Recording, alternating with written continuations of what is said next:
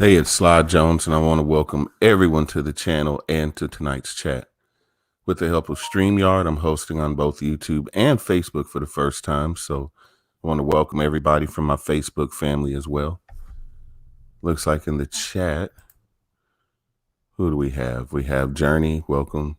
Ask a Classy Black Man Wisdom, love your channel, glad to have you here.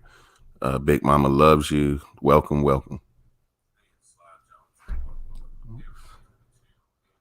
Make sure I'm not getting any feedback here.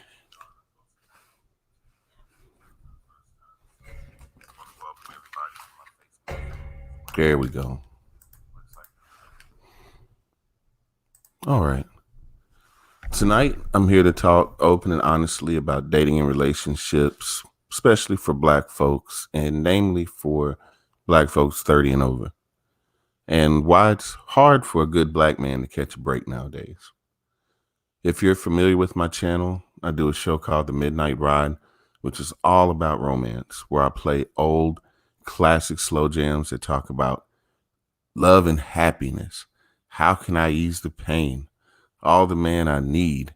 I'll make love to you. Let's stay together. Now it's all about how much does he make a year? Can he support my lifestyle? Does he fit my laundry list of expectations for a man to be with me? Does he meet all of my deal breakers and deal makers, turn offs, turn ons, and red flags? Now it seems like the simplest thing in the world has become algebra for some reason.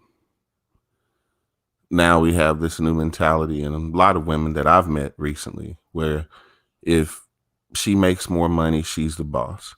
If he makes more money, he should be able to support her 100% and give her the late model cars, the fantabulous homes, the newest shoes, jewelry, clothes, hair, nails, eyelashes, and trips that she deserves because you decided to marry Queen of the Universe and keeper of the golden vagina, even though she brought you nothing to the table except another man's kids, a wore out pussy, and a pretty smile. See, the wiser, educated Black man in 2020 requires more than that. It's bad enough that so many modern day women are poor cooks, poor housekeepers, and really not even that good in bed, but they try as hard as they can to test you to make sure that you're not like the 40 or 50 other guys that came before that broke their heart. It's the good man that gets tested, but it's the bad boy, say the drug dealer. The biggest attraction at a drug dealer isn't the jewelry around his neck or the dope in his pocket or the 3 or 4 different cars he drives. It's the fact that he has disposable income for all the chicks in his circle, whether it be his 3 baby mamas, his current girlfriend, or whoever. And a woman that likes to shop and believes that she's the number one and enjoys this dangerous life, enjoys the easy money as well. But the good guy has got to go through, again, this laundry list. And I had a conversation with a good close female friend of mine very recently. And I said, after 30, having this list of do's and don'ts and deal makers and deal breakers, is it really practical? And I had a very grounded woman tell me, very grounded, mature, wise woman tell me that list, for the most part, is bullshit. And I'll tell you why. It's a fantasy list. Just like when guys do the fantasy draft for football, they want all the best players. And just like that list, well, he needs to be this tall. Well, he doesn't need to smoke. Well, he doesn't need to have kids. Well, he has to believe in God. Well, he has to drive a late model car. Well, he has to live in at least a 4-bedroom home. He needs to be making X amount of dollars a year so he can support my entitled lifestyle. Not that I bring anything to the table as far as financial management, know how to spend money, but you want all the clothes, the shoes, and everything that comes with this lifestyle because the man is supposed to be your provider. Let me bring you to reality. Let's come up to 2020. Have you seen the economy lately? Ford, GM, these companies are not hiring anymore for $20 to $25 out of high school, 17 years old with no diploma, with a union, and allowing you to work for a pension until you're 30. Those jobs don't exist anymore. You might find a guy working $12 an hour, driving a forklift, that would treat you the way that no man has ever treated you. But he's not clicking the boxes on your arbitrary list. So that hardworking man, not saying he can't do any better for himself, but the fact that he can't afford you 7-day cruises and red bottom shoes, should that knock him out of the park? Again, this is where it seems like attraction, affection, admiration have been traded in for the almighty dollar. Let me know what you think in the chat. I'm going to catch up with you guys. Tatiana, you're always welcome. Glad to see you here. Ghetto Preacher, Miss Faithful 7. Trish. Hey, Trish, long time no see. Glad to see some of the old heads back. Y'all know how I do. This isn't one of Midnight Rides, but I do like to talk about these kind of topics from an honest, straight male level. I know a lot of times I'm in women's chats, and a lot of times I'll say sup and especially if I don't necessarily agree with what's being said, but I know how it is in these YouTube streets. If you disagree, you're insecure, or you're triggered, or you're this, that, and the other. No, I think you can have a colorful discussion without being offended, but you can still speak from the heart. Miss Faithful says, whatever happened, let's keep each other from being hopeless, homeless, and hungry, protect and respect each other's career. Why is it about mate competition? That's exactly what I'm hitting on, Miss Faithful 7. Thank you for bringing your wisdom to the chat. I'm trying to get back to the days where when a man loved a woman, he had 15 cents. He had a nickel to ride the bus. He had a nickel to get you a hamburger and get himself a hamburger and a Coke, and he walked back home. But that man would ride that bus with his last nickel to come see you and spend time with you.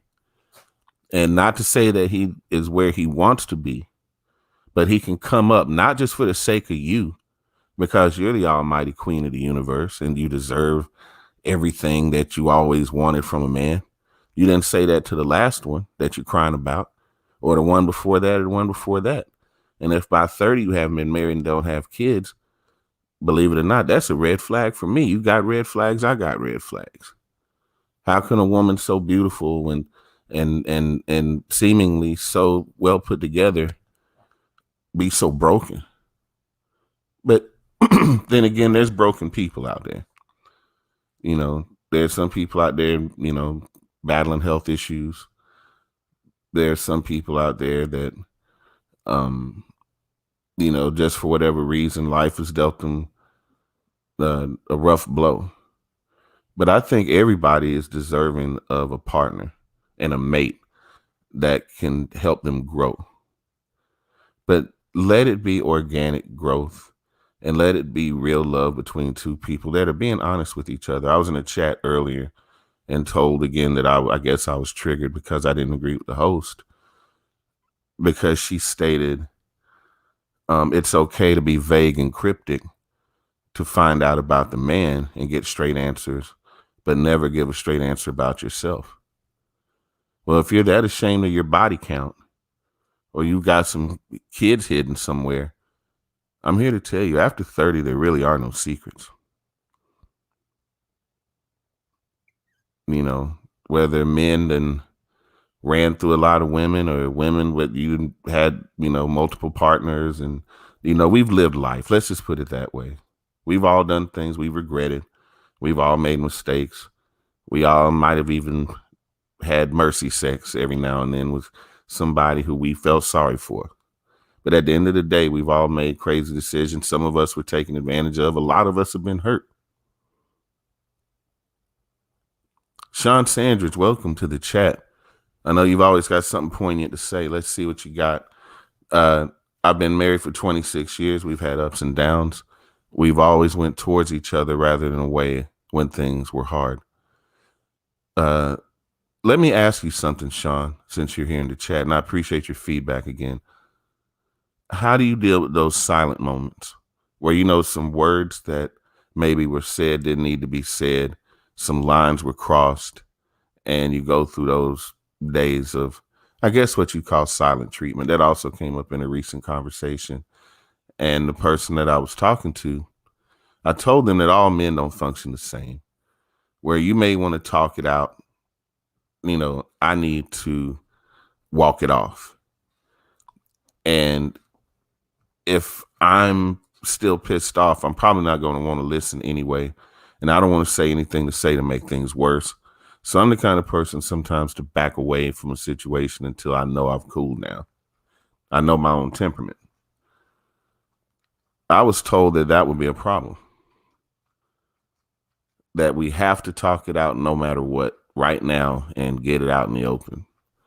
Has that been a healthy way to manage conflict in that 26 years? Tell me how you dealt with those situations. Clear it up for us know-it-all single people. Ghetto Preacher says the last one I had got mad at me for speaking my mind. I had to let her go with the quickness. That's what I'm saying, Ghetto. It's like they had this arbitrary list for us to follow. And if we don't meet all the criteria on that list, then all of a sudden we're lesser than. Now, I'm going to tell it like it is. A lot of these women are coming from absolutely nothing. I'm going to say it again for the newcomers to the chat, and I'm going to tell it like it is. I don't care whose feelings are hurt, because y'all know I do this out of love, not hate. I'm a very independent man. My home, my car, all that, I take care of myself. I have an actual mortgage. I don't rent. So I'm pretty stable in my situation. If you're coming from a 1-bedroom overpriced apartment with only a handful of stuff and $20,000-$30,000 of college debt, what are you bringing to the table? What are you really bringing? I mean, are you helping to bring any kind of financial stability to the home? Or all of a sudden, no, I found a man. Now you have to meet my criteria. It doesn't matter if I love you. Doesn't matter if you have any affection. Doesn't matter if you have any attraction. That doesn't matter. What matters is how much money you make and whether I can afford these Prada bags and these trips I want to take. Now, during this time of the elephant in the room, which I'm not going to mention, we can at least do that, right? I think less focus has been put on fashion. I think less emphasis has been put on nails and cosmetology, especially since a lot of shops have closed down recently. So I'm noticing a few more nappy heads on the live streams, a little less makeup, a little less nails and all the extra stuff that so many women cherish, which is cool. I love a girly girl. But if it's not important to you now, how is it all of a sudden my responsibility to keep those things up because I'm quote unquote the man of the house? Or the trade-off is I can be in my house, but I won't have any say so because you don't have your way. How does that work? I mean, and another question too, if we're splitting the bills 50-50, how does that make me any less than a man in my own home?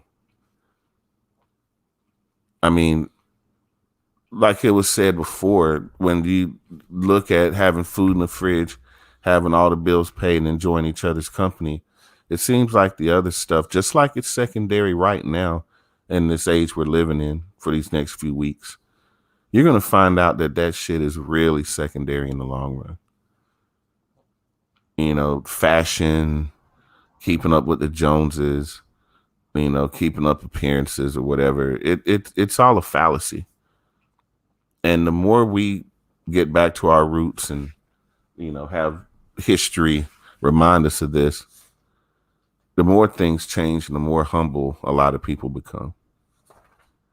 So I don't see everything happening right now as a bad thing, because every now and then you got to have a rebirth or an awakening You got to shake people's comfort level for them to want to move out of their place and improve, or to focus on the future and want to do better in the future.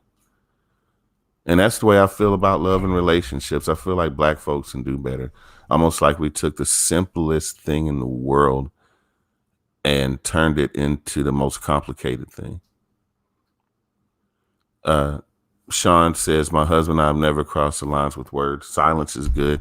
I ride the waves of silence. I go to bed mad. Some things need time. Things don't get resolved in a day or night. That's nonsense. Right. It takes a couple of days sometimes. And when you care about each other, you take that time. You don't treat each other like an enemy. And that's something else too, is playing games before you meet a person. Let me see if they pass my test. Let me be real vague and bullshit you around so that hopefully I can play private detective and get all the real answers about you, your past, your motivations, thoughts, and feelings, while you learn nothing about me because I've been hurt and I'm bitter and I'm hoping that you're nothing like the last 10 men I've been with. It's not fair to dump that baggage on the new guy. And I think arbitrary lists are for little girls. I think it's okay to have standards, but don't all of a sudden become bougie when you're coming from a $20,000 a year job, that afforded you a few nice things and maybe one girl's trip out a year, if you manage your money just right, or you were barely making it, depending on how you budget. Don't come to me and all of a sudden have champagne wishes and caviar dreams because you're in a relationship. Again, that's fairy tale. If you don't know how to cook a decent meal, if you don't know how to wash a dish, if you don't know how to love a man, and again, a independent man like me, I'm not asking you to do any of those things for me. I don't want you to raise my kids, wash my dishes, or wash my drawers. All I want you to do is be there for me, love me, maybe listen to me after a rough day's work. Let me know everything's going to be all right. Maybe do have a nice meal prepared for me. Maybe wear that black panty set I got you that I like. It's a give and take and a compromise. It's not this stupid game where, you got to play chess with a man or you got to play checkers and you got to make moves. No. The thing about chess is you're there to defeat your opponent. You're not there to win as a team.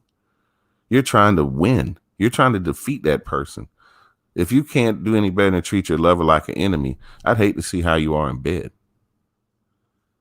And say, I don't know where these young women get this shit from, but I'm here to tell you that in this real world,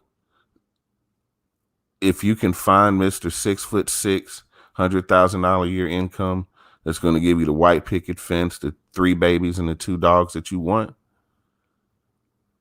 I hope you find it. But if you're 30, you ain't found it by now, I'm here to tell you, you might not want to hear this, but you're only going to hear it here. That golden vajayjay starts to rust a little bit after 30, shawty. And you ain't as cute as you thought you was. I'm just saying, I may not be a looker myself, but I never claimed to be handsome. But I am honest. Sean Sanders says, Ghetto Preacher says, I've heard some women I know say, if you want me to stop being mad, buy me this and that. And I saw a recent podcast where a lady was like, if he's not making doctor money, lawyer money, he can't do nothing for me. Even though it looks like she was picked up straight up out of the projects and brought to that podcast with the uber extra long, can't even see her eyelashes, the ridiculous weave, and the $7 store outfit. But she needs a 7-figure man. Before I settle down, I'd at least want a woman that I could trust with my checkbook. If I could trust her with my checkbook to say, here, babe, pay the bills, handle business, I would love to have that pressure and that stress taken off of me by the right one. But if you can't even manage finances, if you bring debt into my situation, your student loan debt, your car debt, the apartment that you foreclosed on, the car that they came and picked up. All your debt becomes my debt. So think about that when you want to build your fairy tale home and drive your late model Dodge and have your twins and your perfect lifestyle, that you have this long list that you've created. And then all the red flags that you have. Well, I can't date him because he drinks. I can't date him because he smokes. I can't date him because he only makes $35,000 a year. I can't date him because his car was built before 2018. Well, yo,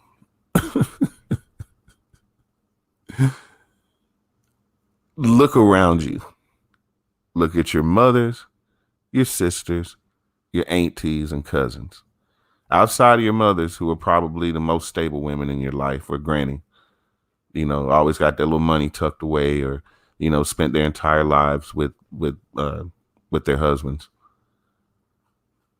How many more do you know have this picket fence lifestyle that aren't in debt up to their ass trying to keep up with people buying the new Jordans every time they come out, running up their credit card bills, got the nicest cars in the neighborhood, yet and still can barely keep a roof over their head, as opposed to the family that may have the older Mercedes Benz or the older Beamer with the drop top. It might not be as new as, say, the neighbors, but still nice and gets around. I just look at practicality. You may not be able to take a cruise every 4 months, but we might be able to go out every 6 months and take a week cruise. If we balance our money right and do things.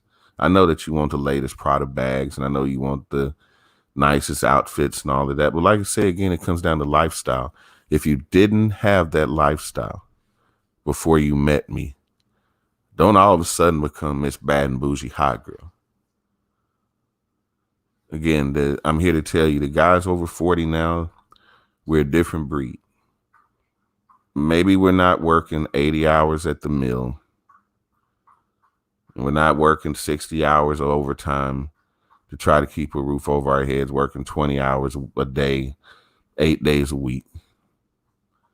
Again, those lifestyles changed, the economy's changed. But I still think it's a grown man's responsibility to be the man of his house. I don't remember anywhere in the Bible where it said he with the biggest finances runs the house. I haven't found that verse yet. Who do we have in the chat? Katie Davenport, welcome. Nay Love, always glad to see you. Another YouTube and cyber world OG with her own website and everything, doing it big. Always good to see you. The real Isis One.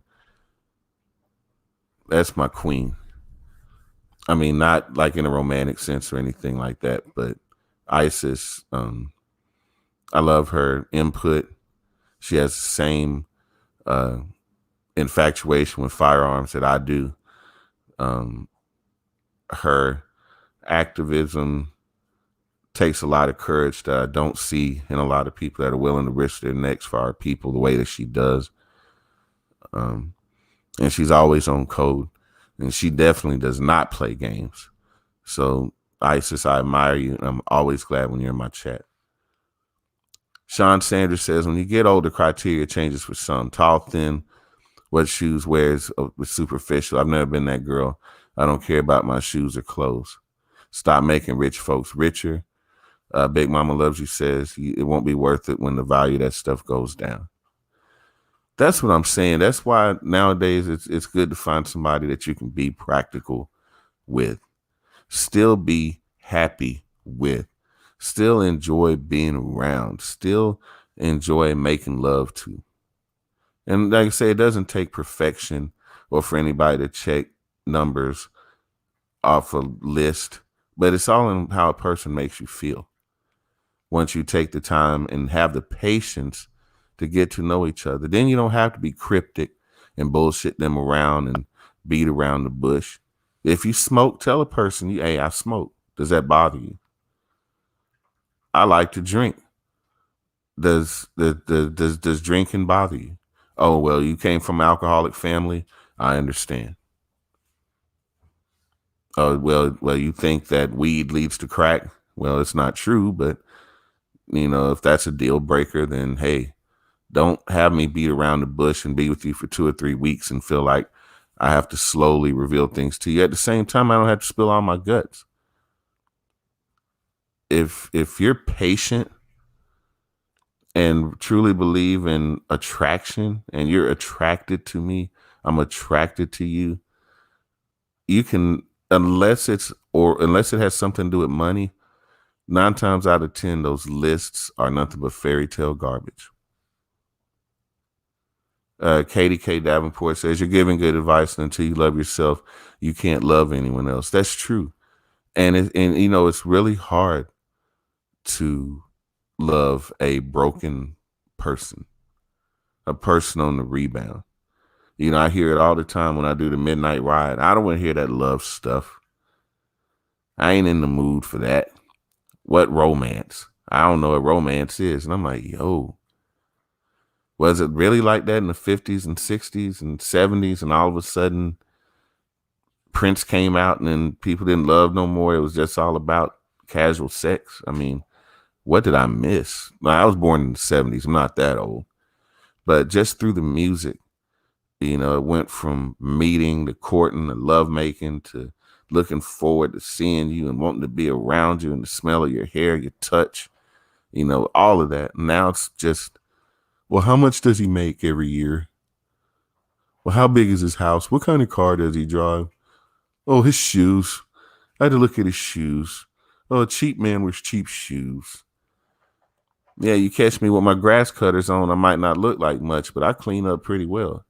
But I have a yard to cut, which is my own because I own my house, as opposed to some who, still rent in their 30, 40, 50, 60s. Sean Sandridge says folks don't court. I hear so sad. They don't. They don't. There's no more romance.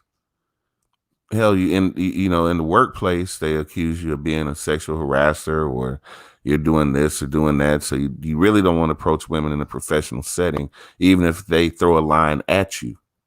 They can throw the line at you, wink at you, send you all the signals.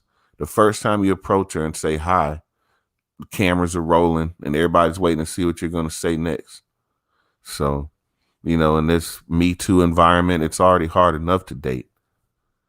And then and again, I'm probably going to piss off a group of the demographic here. So buckle your seatbelts. With all of the emphasis being placed on the alphabet, LGBTQ, whatever community, unless you're a gay black men are scary, intimidating, broke, drug addict, drunks. We're all those bad things, bad fathers. And the white man is the knight in shining armor that can come rescue the disheveled black woman. That's the next thing. We're just not good enough. When we're willing to go to the ends of the earth for you, we might not be able to afford you Prada bags, but I might be able to get you a real nice coach on your birthday. Because I love you and care enough about you to buy you the things you want, even though I may not be able to take you shopping every other month to the big shopping mall and allow you to spend $500 to $1,000 on clothes you may never wear, shoes you may never wear, stuff you end up giving away because all of a sudden you married me and that's your lifestyle. Well, when you were a little girl, you grew up in the hood, grew up in the country, was out there with busted up knees and mosquito bites with the rest of us, didn't really come from a silver spoon and nothing special. Graduated from a regular school and maybe got a degree at a local college. If I ask the same expectations of you, would that be fair? I'm going to accept you for how you are and who you are, even if you were just a waitress at Waffle House, which I'm not sleeping on them. They make good damn money. So shout out to my Waffle House waitresses. I'd rather have a Waffle House waitress with a GED that knows how to love me than be with somebody that wants to be the bad and bougie hot chick and blow money on things that, damn the family. I need what I want because me, my.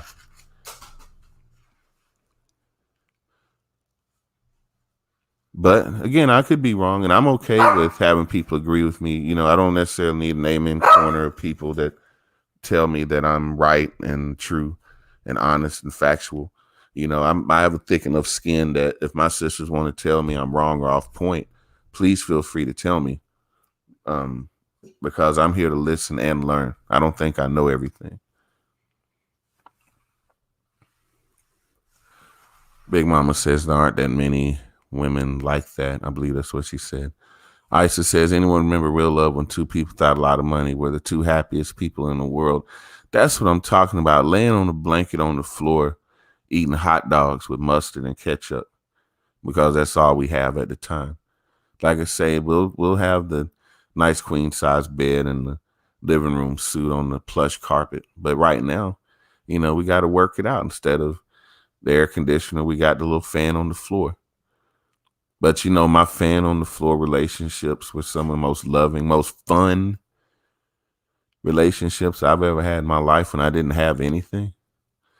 Yeah, I'm sorry. Yeah, that's my female dog. I got 2 Shih Tzus. If you check out my Instagram, I think I got pictures of my animals on there. They recently had a trip to the vet and got all their shots, and they're just feeling themselves right now. But yeah, I mean, being young, eating hot ramen and hot dogs and using the last of my bus fare to get to the other side of town, bumming rides, however I could get to see you, and just enjoying that moment of just being around you, smelling your perfume, smelling your hair, just being in your presence. Not about sex, not about none of that. Just that enjoying each other's company and looking forward to seeing each other again. Yeah, young folks was happy and poor. Your folks got materialism in them now. And that's all I was trying to really say was the materialism has seemed to replace everything else in the play in it for the women. Now, are there some men out there that get caked and sugar mama to death by women who do buy them things to keep their attention? Yes, that happens. So I won't pretend like there's not a double standard. I think those guys are lame. I think that's pretty whack. But as long as you're straight up with the woman and tell her what you want out of life and your expectations, I don't think that's a bad start. I don't think that's giving too much information too soon. I don't know what kind of boring ass conversations these young people have nowadays, but if I got to be cryptic and bullshit you and not tell you anything about me and vice versa, I just feel like that's a bunch of wasted time. Sean says you have a miniature schnauzer named Milo. Yeah, they are spoiled dogs. My cousin had a miniature schnauzer, and oh my God, he used to bark like he was going to destroy you and bite you and tear you up. And then as soon as you get around him, he'd run away like a little chicken. Ghetto Preacher says we didn't have no blankets. We used multiple towels like a blanket for an in-home picnic. You damn right, and use the rest of the towels to cover up the windows. Because back then, a woman didn't care what you had. They cared about you.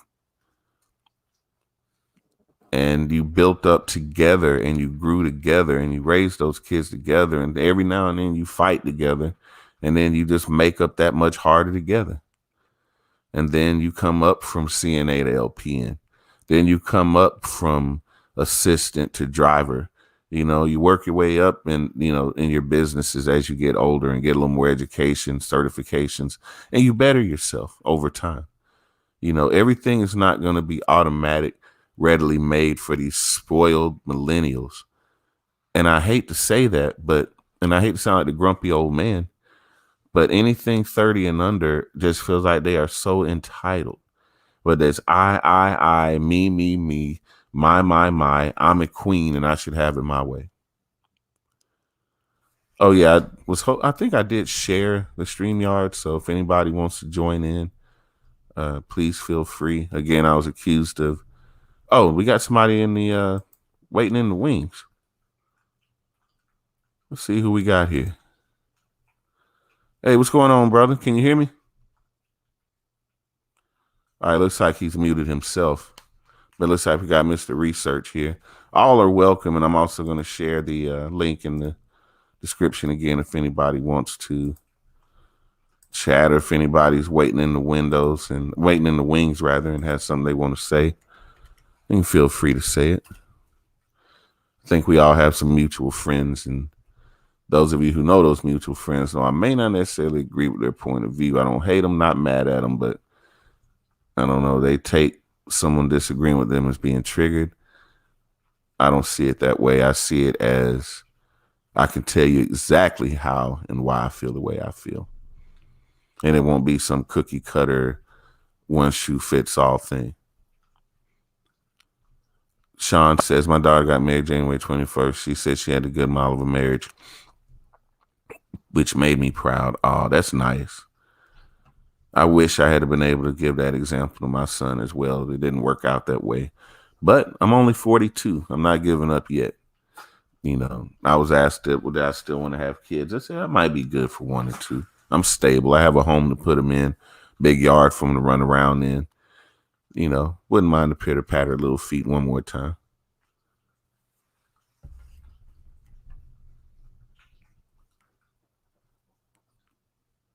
Let me see. I'm going to make sure I didn't mute Mr. Research on my end. I think he muted himself.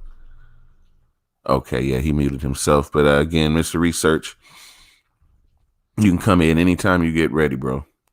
If you haven't, please check out his channel as well. He tells it like it is, and he tells it from the men's point of view. There are not a lot of straight black men that are willing to go that route. Oh, David Murphy, welcome to the chat. I'm sorry I didn't see your name, bro. If there's anybody's name I missed, that's my fault. I didn't mean to miss you.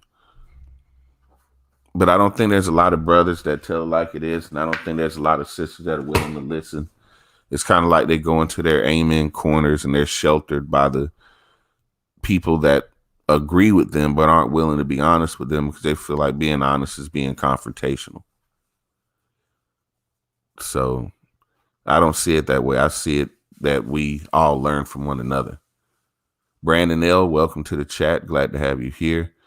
This is my first time live streaming on Facebook and YouTube. Not sure how it's working out on my Facebook side. I can't really see the traffic over there. But to my YouTube people, welcome. Tonight's topic is why it's hard for decent, loyal, straight black men to find love nowadays. How sisters have ditched admiration, attraction, and affection for the almighty dollar, guided by this false sense of entitlement. Anybody can feel free to chime in the chat. If you feel like I'm way off and disagree, please let me know. But I'm here to learn as well because I'm starting to get a little discouraged. And like I say, Becky doesn't do it for me. You know, I'm trying to stick with my sisters. I will always stick by my sisters. But I feel like I'm at this point now where I'm just like a whip mule, that my only lot in life is to work and bring home the money, and that's it. Maybe get a little occasional sex. Not anybody that I can share my feelings with, you know, good or bad, that can help take, you know, that burden and that stress off my shoulders. Managing the household so that if business takes me away from the home, I'm not there. I know that the lights will stay on, money won't get squandered away. You know, I'm looking for a woman that has that same sense of responsibility that I have, and not just what can we buy, what you know, the materialism. Well, we got to have this car, we got to have this house, we got to have this land, we got to have all this. If you have all of that, that's fine. If you were born into money or you have an estate, you know, your parents taught you how to manage finances at a young age, and hey, you know, I understand that. But if you out here like the rest of us, fighting for a job and barely making ends meet, don't tell me about your fairy tale dreams, sis. You find that guy, like I say, if you find him, I wish you nothing but the best. But I'm here to tell you just to be realistic and find a man that loves you and loves you for you and cares about you, regardless of the baggage, regardless of the kids. All that's going to have to be faced up front. That's nothing that you want to hit a guy with down the road, and he really starts to like you and find out, oh, well, I'm going to make you like me, and I'm going to sucker you in. I'm going to find out everything about you. And right before you know it, I'm going to unleash all my skeletons on you. Some people think that's fair, but I don't. All right, we have Isis in the channel. Welcome, Isis. Glad to have you here, sis. If I'm wrong, tell me I'm wrong.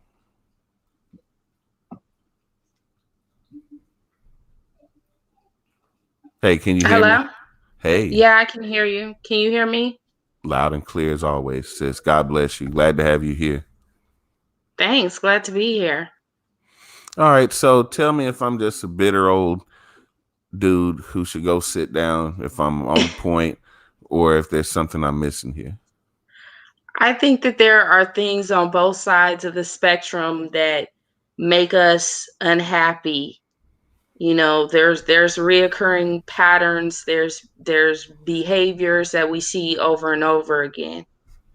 And for my sisters, I've noticed that there's a want for a ready-made man. This is a man that they meet that is all the way established. Nothing wrong with looking for a man that has had some level of success in life. But to have a man that is already established, even to the level and degree of being wealthy, and he's got everything right there.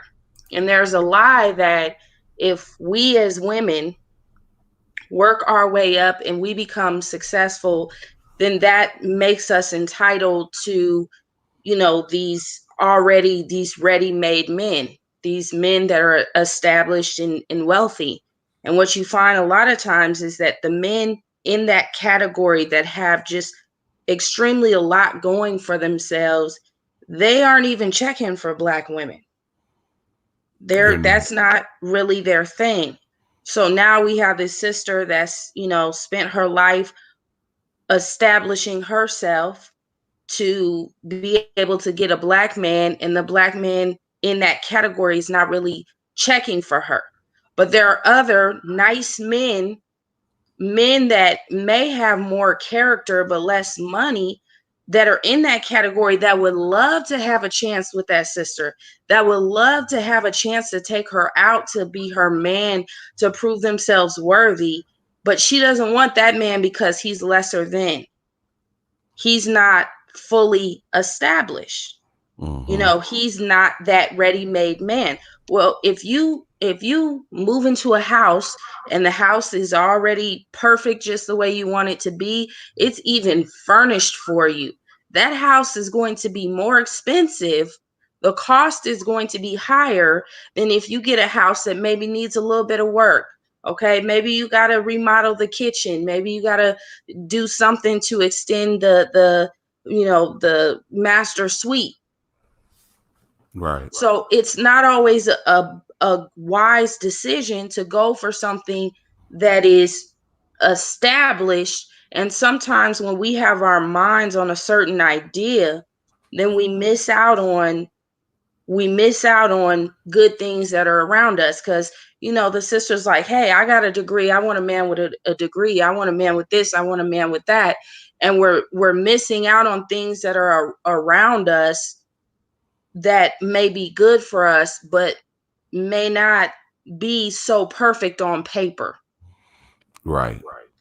And see it, and it's the perfect on paper part. You got the guy that works 40 hours a week doing XYZ that would love you to death, but because of the car he drives, or like I say, it all seems like it goes back to materialism. And when I hear these women's lists, am I right or wrong? Because we got women in here too, and I'm waiting on Mr. Research to chime in. These arbitrary lists. I was told by a lady before I went live tonight that they're kind of like fantasies and they're not based in reality. What is your take on the arbitrary list of things that a guy should follow and red flags. How much of that is just female intuition, and how much of that is actually I'm going to keep a tally, a list of these things? Um, there's definitely things to watch out for, and that's why you want to move slowly into a relationship. That's for Mm-hmm. men or women. Okay, there's things to watch out for. Now, if we're talking about one of those petty lists, I need a brother that's 6 feet tall.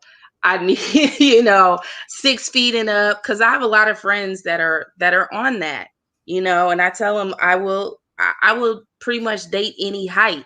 I've just it's weird for me to say I'm not going to date somebody that's not a certain height. That's so limiting. This is something that a person can't control. Are they any less attractive? I don't know. Maybe some people, according to some of my friends and some of the ladies in the bathroom talking, this is a thing. But see, where I tripped up with the person previous was the fact that I was basically saying, because she was saying it's okay to let the person know the red flags, but don't let them know your real expectations. You keep that hidden, you keep that bottled away, you never ask them. But when you want to know those things from them, you just be cryptic and just kind of bullshit around till you get the answer. I thought that was, in a way, childish, and it felt like game. And the fact that they seem to attract the same narcissistic people tells me that's a trend, and that's a problem, because if you keep attracting narcissists, what is it about you that draws you to that type of man? Is it that image of security? Well, he's 6'5". Well, he drives a really nice new car. He's got a really good job. I mean, or is it that, hey, I really like this guy? hmm We as women, I think, are trained to be very passive aggressive and to go about getting what we want from men in a more passive aggressive way, because it's not ladylike to be direct, but you need to be direct. And especially in the beginning of a relationship where you're setting the tone for the type of behavior that you expect to see and the type of behavior that's unacceptable. So we have to get past the, if I'm being direct with him, I'm not being ladylike, because what happens is with passive aggressive people, if somebody's being passive aggressive to you, they're telling you a message, but they're not giving it to you direct. That can be read as a weakness, where it's like, you know what, this person isn't even, they don't even have the courage to come to me directly. So that means that I can just go ahead and cancel whatever it is that they're being passive aggressive about. Exactly. And see me, I'm gonna blow it off of me. Like when she's ready to tell me what she wants to tell me, she's gonna stop bullshitting me, or I'm gonna ask. And this person is giving other women advice, especially younger women, like, and if they ask, still don't be forthcoming. Just tell them whatever. Welcome Sean Sandridge to the chat. Another Midnight Ride OG. Glad to have you in the house. How do you feel about our topic tonight? And give us your 2 cents. Hi, can you hear me? Loud and clear. Great. This is a really great conversation to have. I hope we have more, because I think we need to bridge the gap. Now, my disclosure is I'm an old married lady, okay? I got married very young, and I've been with my husband for 26 years. But I will say the young lady that was on before, she made some really great comments. She made some really great annotations that should not be ignored. This is something I want to say to you, and I'm just going to come from a different perspective. Mm-hmm.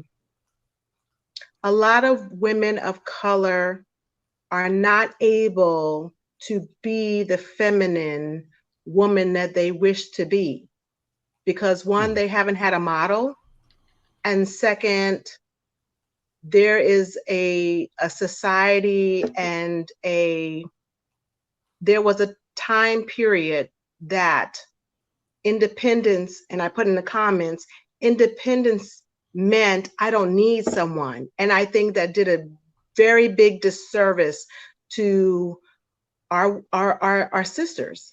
Speaking specifically And about women's liberation, right? The white women's liberation movement that they put us in front of like pawns back in the late 60s, early 70s. I can't say that because I came in after that time. And like I said, I made a comment. I've got one foot in the old and one foot in the new. I just turned 50 in March, and I feel like I got the best of both worlds. And anybody that really was born, I would say after 78, they have a whole different perspective than me. So I came in from the 60s era. And then, in my time as a young woman coming up of age, I remember there was no sexual harassment in the workplace and all of that. So I've got part of that old and that new. But as far as dating, I don't remember any women's movement thing. But the thing about being a woman and coming of age and having your own money and being independent, that was a completely different stance than in my age, than people came after me. And in my age group, there was still this whole marriage, family. And then the 90s babies came with the independence. I don't need a man. And Right. that did a real disservice to a lot of young women. I know a lot of women who are in their early 40s and late 30s that want to have husbands, but they were groomed in this.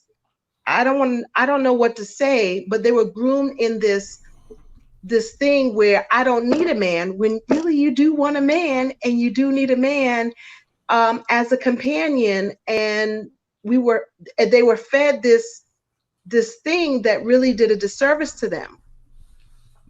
I believe that a lot of them too listen to, and I may offend some people when I say this, they listen to other women and gay men about what a real man thinks. That's why I'm glad to be connected to the handful of real men that I have met on YouTube that are straight men that love black women. That when we, like me, I say that pressure makes diamonds, and I build with queens. I argue with paupers all the time. If you're a queen, you stand your ground, you give your opinion. And even if we don't agree, we can still be royal, as opposed to some people that disagree and feel like they have to be petty and, oh, we'll just agree to disagree. We'll just thin skinned and can't, and feel like a disagreement is, oh, well, you're triggered. I triggered you. I angered you. No, we just disagreed. There's something in the millennials. There's a glitch in the system. Maybe I'll learn it, but I'm 42 and I feel like I have a foot stuck in the Atari rotary phone, pre cell phone, pre beeper age myself. Uh-oh. Hold on. Let me introduce somebody real quick. No offense. I got Monica Mo Justice in the house. Monica, if you want to join in the chat, please feel free. I would love to hear your opinion on this, even though I know you're just passing through. Mo has a strong opinion sometimes, and we'll probably be here until 4 a.m. But if she wants to chime in, I want her to know that she's always welcome on my channel. Okay, go ahead, sis. What were you saying? You have the floor. Well, Sean. here's the thing. And I will say this: I have a whole different background to my family, and I think that has a different appeal. I was adopted, and so I was born from a single mother, but I was adopted from a single woman, and I had a whole different perspective of upbringing. My mother wanted me. She very much was feminine and very much was um, a traditional woman. And some of the things that I learned from her, I'm born and raised in New York and came into a multicultural group of people. And I learned and observed that a lot of women from other cultures were groomed to get married Mm-hmm. and groomed to be a wife. And I realized at a young age that um, my African American women were not groomed to be that. We were groomed to be alone. If a man was there, it was great, but I can do it all by myself. And I learned very young, looking at other cultures, growing up in New York, that I wasn't groomed the same way as other cultures. And I think that has a lot of a different perspective, because when you come from other cultures and you're a woman groomed to be a wife and groomed to be married, you come with different um, accessible things that you use to get married. Mm-hmm. And as a Black woman, you don't come with those things. The things that we consider to be strong, the other women consider other aspects and assets to them being marriage material. And I learned really in high school that there was a big difference between me being a woman of color and everybody else. So, what do you have to say about that? I 1000% agree. There is now see now the Asian culture may go too far to the left with when it comes to subservience and the men the woman serves the man. I've known some people in the Korean community that I met. We have a Kia plant not far from here. And we had a huge influx of Koreans in my local area. I've met some Japanese couples through my martial arts experience. And the recurring theme was these women would kowtow, get up in the morning, cook an elaborate 11-course breakfast, make sure lunch was done. When the man gets home, his bath water's drawn, his dinner's ready. And this is in 2020. Now, I feel like those expectations, as far as their culture, that's their culture, and they're entitled to live like that. I I don't lived ask in that South much. Korea, so I understand. Yeah, and I don't ask that much from a woman, and I don't think that would really fly uh, in our culture. But there is still, even when I look at my Jamaican friends on YouTube, there is this love and understanding, even if they just got a mattress in the corner. You know, they are happy, they're laughing, they're joyful, they're playful, they're glad to be with their significant other, and they don't care that they have a t-shirt over the window. You know what I'm saying? There's just different things that they value and know that their lover is there for them and their 5 or 6 kids running around. But again, there's a joy and a love there I feel like money can't buy, that materialism just taints to the point of, it just makes love not even feel special anymore. It makes it feel like a business contract. I wouldn't even say that obviously in the Asian culture that, as you and I would say, it's extreme, but I'm just saying to the basic um, vision of what a man and a woman would like to be towards each other, that what the young lady was saying really is that women of color are not allowed to let their guard down. And there are many cultures, the Italian culture, the Serbian culture, I could go on, where women are groomed to be wives, and not in a way of being subservient, but a way to be complementary to their partner. And Yes. that women of color, of the African American culture, because we've in generations lived with single motherhood, we are not given the same uh, basic grooming and basic allowance to be feminine and to be the woman that when you grow up and you become a young woman, that you go to college, and you're going to college, yes, to get an education, but you're getting also possibly a mate. And there are a lot of cultures that groom their young ladies to do that. Now, I'm not saying if it's right or wrong, but what I'm saying is that in our culture, there's no multi-dimensional facet to what you can be as a woman and who you can be as to attract a mate. What Right. would you say about that? The way I put it is black women have forgotten how to love a man, how to love on a man. And when I mean love on a man is understand when he's had a stressful day. Don't dump on him. You know, whatever anger it is that you have or chip on your shoulder, let it go. At least for the time being. You know, it's just some women don't let it go. They have this anger, this chip, you know, this mistrust. You know, I'm gonna go through your phone. I'm gonna smell your drawers. I'm gonna know where you've been. I am gonna track you. You know, that have absolutely no trust, or they have this long arbitrary list of things. You know, even without being groomed to know how to cook, clean, care for a home, there was still a time it felt like where love was just love and all that didn't matter. You know, But if you just that. haven't Uh-huh. but if you haven't seen that, how can you give that to someone? That's true. And I think that's the conundrum I'm in.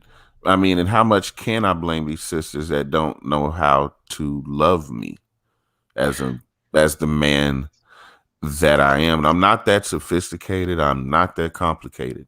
You know, I've got a few little quirky habits and hobbies, but at the end of the day, I'm a solid guy, you know, God fearing, and you know, I stand on my square.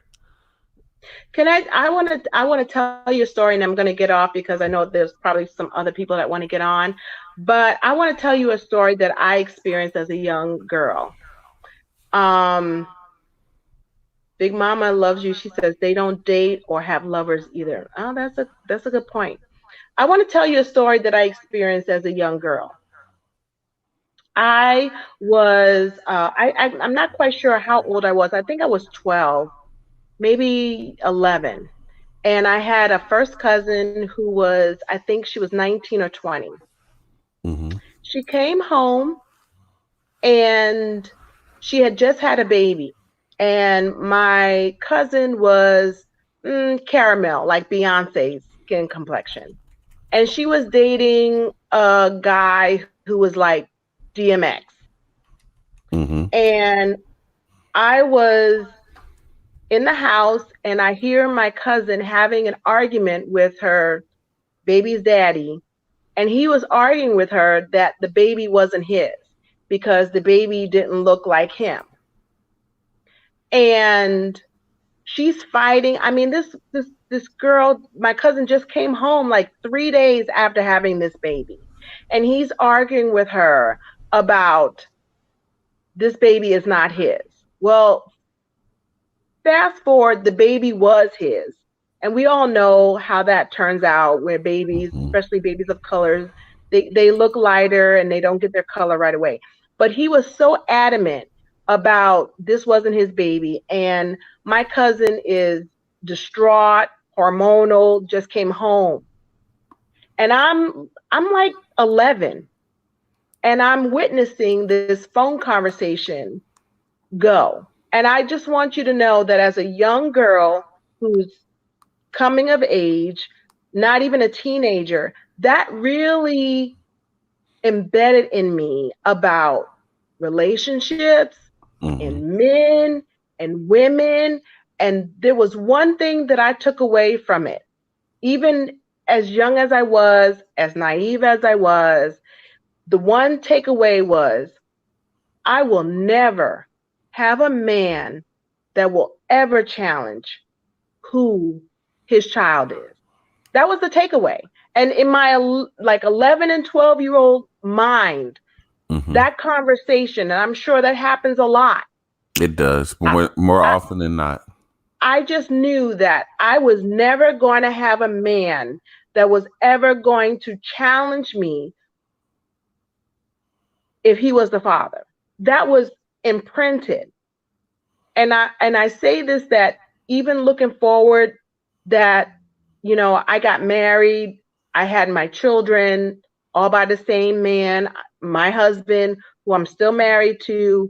We just celebrated our 26th wedding anniversary. That but a lot of women don't always process it that way. A lot of that's trauma.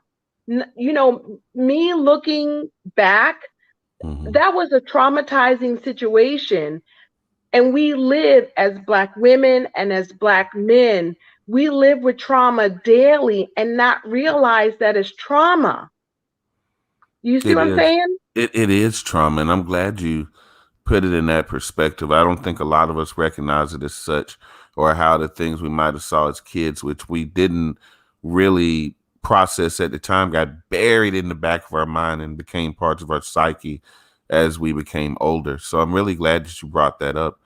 Uh, Isis, are you still here? And Mr. Research, again, the mic is still open, sir. You're more than welcome to hit that unmute and chat with us. Go ahead, Isis. Your thoughts on that, and the fact that other cultures seem to groom their young ladies and have them ready. Muslim women groom their girls. Jewish parents teach their kids to cook kosher and have True, bar mitzvahs and bat mitzvahs and true, teach them the ways of life before and give them a good stack of cheese before they leave home to give them a jump true. start. What are your thoughts on Sean's opinion? Well, first of all, I want to say I didn't disagree with anything that Sean said. I agreed with all of it. I feel like it's a very mature perspective. Um, and I agreed with all of it. There are slight nuances because I am a millennial. And one thing that was mentioned was the independence culture. And as a millennial that just barely made the cut and growing up in the 90s in the independence era, it was a disservice to us, that independence era, because by the time we became of age, there was no more marriage. There was rap, and there was R&B that was all about sex, but I don't want to love you. I just want to Mm-hmm. love you for the night. And so that was such a great disservice to myself and my sisters of the time and those that follow. So when I heard the word grooming, I've been over on this side of my screen just saying to myself, there is no grooming. And it's so frustrating because not only is there no grooming for the Black woman, but there's no grooming for the Black man. That's a result of the breakdown of the Black family. So now what you have is a bunch of people trying to piece together relationship skills piecemeal, the little bits and pieces that we remember from when there were actual family units within the Black community. Yeah, Just as the Black man wants a Black woman that can, cook him something to eat. It may not be good, it may not be a complex meal, but it's something to eat. Just as a Black man has certain things that he wants and desires in a relationship, I want to say, as a Black woman, that's not wrong. There's nothing wrong with that. And if you are a good Black man, then those are things that you are more than welcome to have as a standard. The Black woman on the other end, because remember, I said there's no grooming on either end as a result of the breakdown of the Black family. So now we have Black men that also aren't as skilled.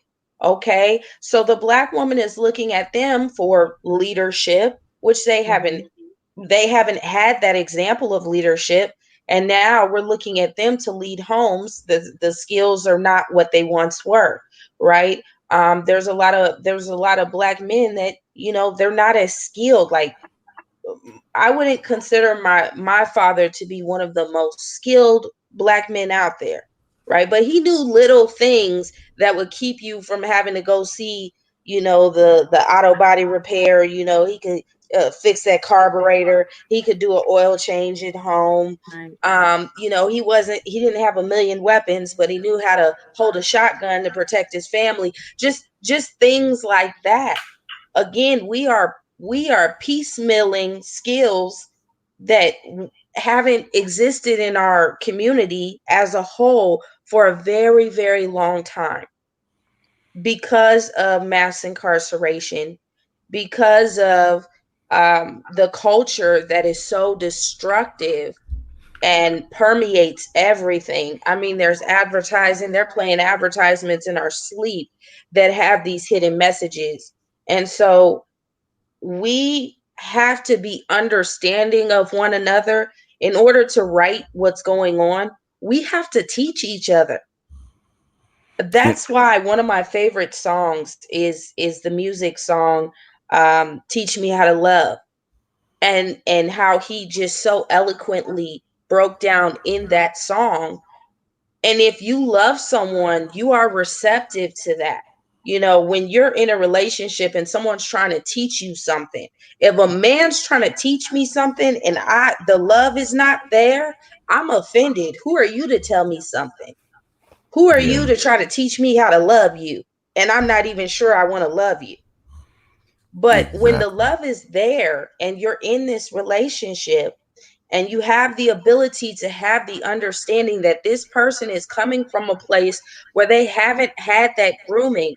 They need to know, they need to understand. We have to be patient with each other. We have to teach each other, and we have to point each other to people that can help. You know, like, okay, this brother doesn't have all of the skills, but I know a brother over there that can, help him with some things. Let me do what I can to facilitate them getting together and learning some skills. We have an independent nature. Black people, it's so frustrating because we want to do everything on our own. And we have this very independent nature. I don't want you to show me anything. I'll get it myself. I'll do it myself.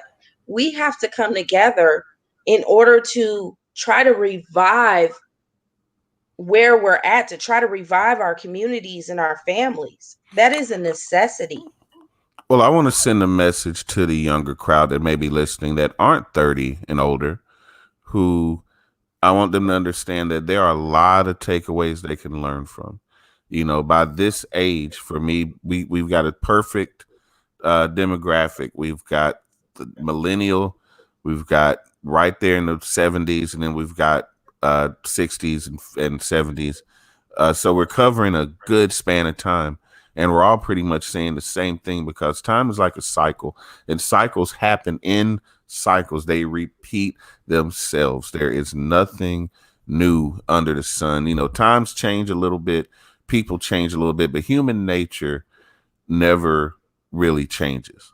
So I think there's takeaways for people that are under 30 who are lonely, who feel like that women just don't understand them or just don't get it. We've got guys now that went from just shooting basketball, breakdancing, carrying around a boom box. Now these are the same guys that are sitting at home playing Xbox 360, Xbox One computer games. Times have changed. These guys have changed. They're watching Japanese animation. The young black men of 20 years ago probably didn't watch Japanime or anything like that. So as time changes, people's taste evolves. Our young men are evolving. But and again, I may sound sexist and I may be wrong, and you can school me on this. It doesn't seem like some of our young women are evolving as fast as our young men. What do you think about that? It was the young lady Isis that was Uh-huh. speaking. Yeah. Isis, you hit the nail. You really hit it. And you want to know something? You made me think about something because I mean I talked about a woman's perspective, but I'm going to talk to you about a mom. I'm a mom. I have a, a son who's going to be 30 in November. He has a wife and two children. And I have another son who's going to be turning 21 in September. I have a daughter who just got married. She's 21. She's young, so she's a new bride. She got married in January, and I have a senior. He's 18. He's going off to college. And Isis, you said something that made me think. And I know some people may be a little fuming about what I have to say, but I'm also going to piggyback on what you said about the men. And I'm going to tell you another story. And I'm sitting in my kitchen nook right now, and I have a light that's above me, and it's been flickering and it's been bothering me. And I did a whole new remodel we did a remodel in our building in our office. And I said, listen, hon, can you take care of this light that's been, bothering me? And so he said, yeah. So he went to Menards, got a light fixture, and I said, I really would like it changed out. And he said, okay. And you know what my husband did? He took my 18-year-old son and he worked with him and essentially talked him into changing the light and the light bulbs and the light fixture above my head right now. And I says, you made me remember that. The nuances of a man, a father, talking to his young man about basic stuff. Slide. I just want you to know what the women are talking right now. Because even though I'm an old married lady, I still have friends who are single and want a mate. And you want to know what's sexy? What's sexy? Yeah, it's nice and cute to take the garbage out, but can you fix a toilet from jingling? Can you change a light fixture? Can you rewire the house? Like right now, the women that I'm talking to, that's a sexy thing. Isis, would you concur? Look, these guys got to Google how to change a tire. So, But you know what? I will say this: as far as the car is off limits because the cars are so computerized that no man right now, after a car that's like 1990, no guy can get on the ground and change an oil change. Everything is so computerized. But there's a lot of things in a house that the average guy doesn't know how to do. It's the little things. It Yes. really is that make all of the difference. It's a And difference. until you said something about that, I forgot. Like this thing about the light overhead. Like my husband was standing on a ladder and walking my son, who's getting ready to go into college, and walking him through how to change a light fixture. These are simple things, father son things, man to man things that later on, when he has his own place, he ain't got to spend $200 on labor and on a right. $25 thing. He knows how to do. But us women who don't know about it and rely on men to do, we don't even have men that know how to do that stuff. And Isis just brought that to my remembrance, and that just happened this week. Now, let me ask you a question. As someone who is married, you're established in your relationship, you seem to be an upstanding, intelligent Black woman. What are you doing outside of your own family, if anything, to nurture other young Black women that don't have the same family structure as you? I'm a big fan of adopting, bringing members into the family, and giving them the type of love that they're not getting, the type of education that they're not giving. Okay, well, first of all, before I address you, I saw some things on the chat. Um, and we're all grown, and I'm gonna always be respectful. So there was a person, Nunez, about changing a toilet. You will be surprised how many people do not know how to do that. Maybe you know how to do it, but there are a lot of people don't know how to do the simple things. If you were blessed to be with a father or a grandfather or someone who knows how to do that stuff, that's great. But I will tell you that a lot of people between the ages of 35 and 50 probably do not know what to do if their toilet bowl is jingling. I'm going to be honest. I had to I'm look it just up gonna be on honest, YouTube. and we're all grown here, and we're all to exchange things, right, Slide? So Exactly. I don't want people to be belittled, but there are a lot of people that don't know what they don't know. Yeah, we're all here to Um, learn. So I don't want anybody to feel belittled at any point. This is a good place to chop it up. And I'm not going to be one of those people. It's all going to be positive and everybody just to Absolutely. agree. No, we can agree to disagree on things. We can have our opinion, but let's try not to be hurtful or say anything crass. If you want to bring your point, bring your point. And if you really want to bring it, go ahead and join. I've got the invitation to the StreamYard. Just don't come on ignorant. Isis, what? I'm sorry. Can you reiterate your question, please? Please. Yes. I'm sorry, I'm laughing about the toy. I had to look it up on YouTube. It wasn't jingling, but it wasn't working. You know, you got to look it up and figure out what's going on if you don't have, people around you to help. But my question was, do you ever reach out to people outside of your family, young women, that don't have a family structure, and offer them any guidance? And if so, what has your experience been with that? Absolutely. One of the blessings that I feel like I've had to be someone who's been adopted is that I feel like my family is whoever I'm involved with. I've been put in a position in my own family. My mom passed away, my grandmother passed away. So I am the matriarch of my family.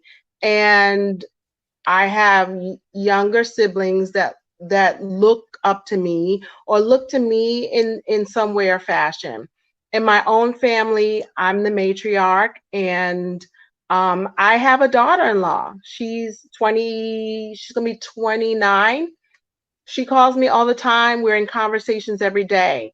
I make myself available to women, all women, because we're in this together. And you don't get to know the knowledge if you sit by yourself. And like I said, as a young girl, I was a only child for a very long time, and I sat at the foot at my grandmother and my aunt, and I was that girl that sat and listened to the ladies talk, and I was silent. And moving into the way we are today, I talked to my daughter-in-law yesterday, in fact, and because we're all quarantined, and she was like, "Can I FaceTime you because the kids want to talk?" And we talked and everything and all that. And I'm always reassuring my daughter-in-law and my daughter, because my daughter is now a new bride. And I'm always my daughter called me today because her dog broke his leg. I'm always making myself available. And I think more often that as long as we don't stay in a bubble, you know, it's just like at work. You always have that one employee that feels that because they're so essential, because they know all the knowledge, where the best thing to do is to spread the knowledge. My thing is to spread the knowledge. I have nieces. I have a niece that's getting married at the end of this month. I've got a daughter-in-law. I have a daughter. I have sons.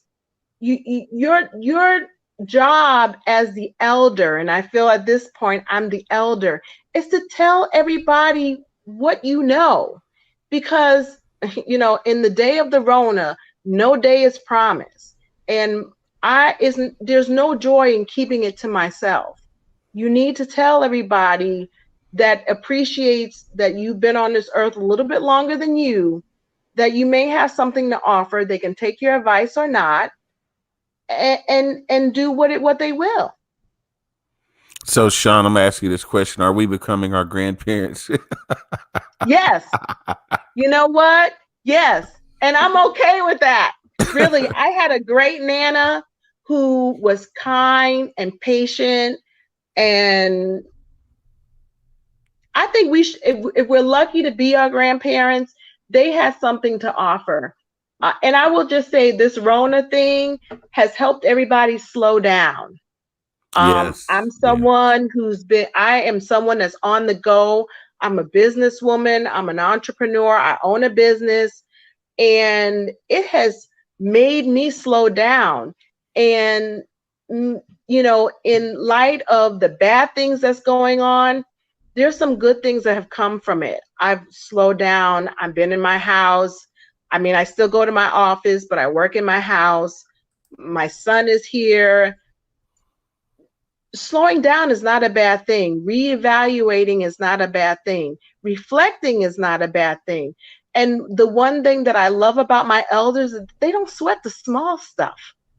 If you don't come from anything else, elders don't sweat the small stuff. That's true.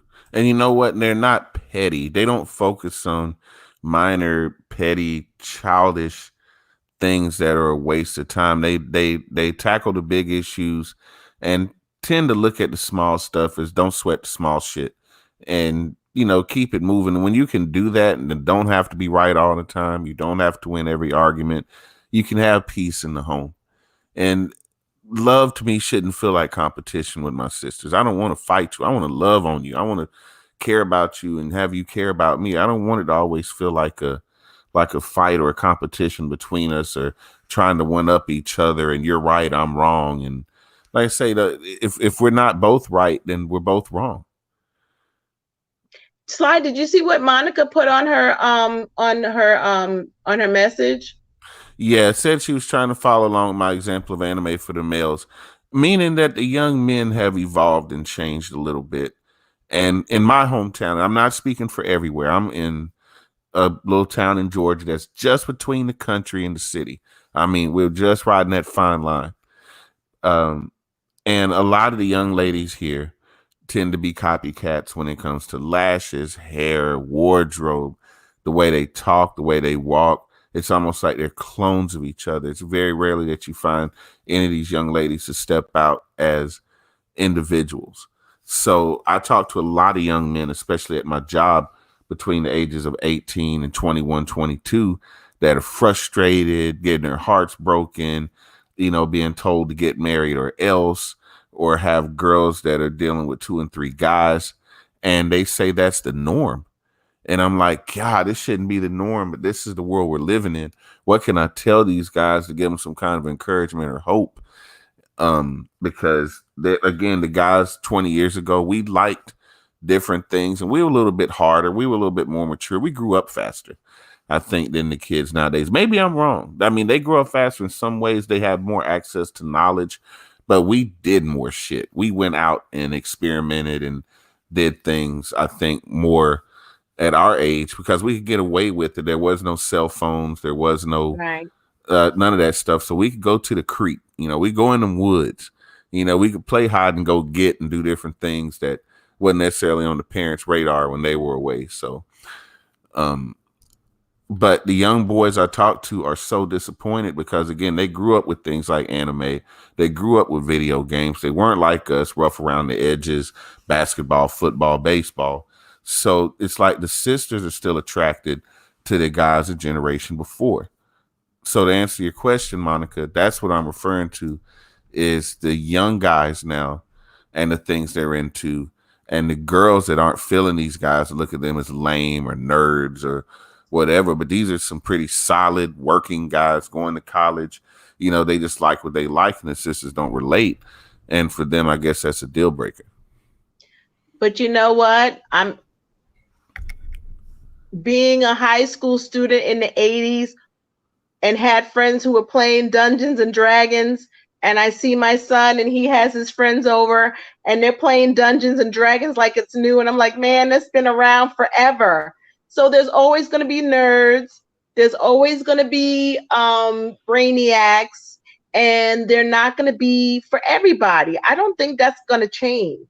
I mean, unless the girls can find value that nerd is going to own a company and that brainiac or that geek is going to be a Fortune 500 guy, that's not going to change.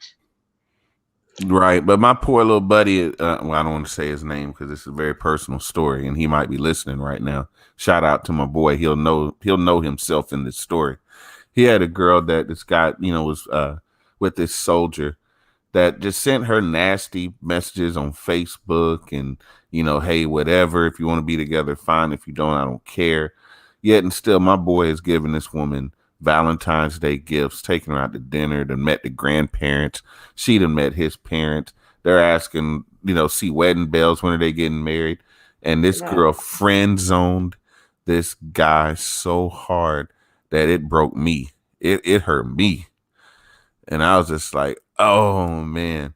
But in her mind, what she's doing is perfectly fine, and still will have sex with the guy who dogs her out even remotely, but has the guy right here who she's hanging out with whenever she wants a buddy to hang out with and ride out with and, be stupid with. And like I say, this guy fell head over heels for this girl, and she don't want nothing to do with him. She'd rather have the guy that treats her like crap, literally, like right now as we're speaking. There's You teach people how to treat you, and there are people that will take advantage of kind people. We see it all the time. I've had many of my brothers, I've had to sit them down and say, listen, what are you doing? You're trying to come about something and get with somebody, but in doing so, you are allowing them to treat you a certain type of way. And I can't tell you how many late night phone calls I've taken from my sisters in tears on the same thing. You teach people, how to treat you, and a lot of people do what they can get away with. It's just like when you're young, when you were talking about hide and go get it and nobody knew. People tend to do things if they feel like they can get away with it, they're going to do it. If they've got a nice person in their face that's showing them love and boosting their self-esteem, and they can also have their cake on the side and eat it too, then that's what they're going to do. But my viewpoint, having really, really researched and looked at the issues between the man and the woman, is that it comes up about even. So if we are devolving, I think we're doing it together, but one side's looking at what the other side is doing. They're not, there's no personal accountability, because it's easier for me to see what you're doing to me than for me to understand the effects of what I'm doing to you. Yeah, I never really. Well, I kind of thought about it that way, but I definitely couldn't articulate it that way. We got some feedback from the chat. Katie Cat Davenport, welcome. Says it's trying to be what this society says is normal. TV and media give us a false sense of reality. Oh, does it, Katie? With the Real Housewives of what the fuck? Yeah, it really does. And people want to look like Nene, what's her name, and they want to look like Kiki so and pump up their boobs and get the 2 mile long eyelashes and some ridiculous clothes that don't fit and try to be the next hot girl. And I see those divorces on those court shows now that I'm out of work. I'm chilling now, so I'm sitting there watching all these divorce shows and all of this. And now it's like these older women in their late 30s, early 40s want to be hot girls, where they ain't been hot girls until they met this good man that they done married. And all of a sudden they want to be hot girls. They want to go on cruises and shake their booty, and they want to go to the club and shake their booty and get men's phone numbers and just flex like they ain't even married. Again, is that reality or is that just reality TV? That's reality TV. Can I say something about the lashes though? Because you mentioned the lashes slide. I know. They look horrible. First of all, let me say they look horrible. They do.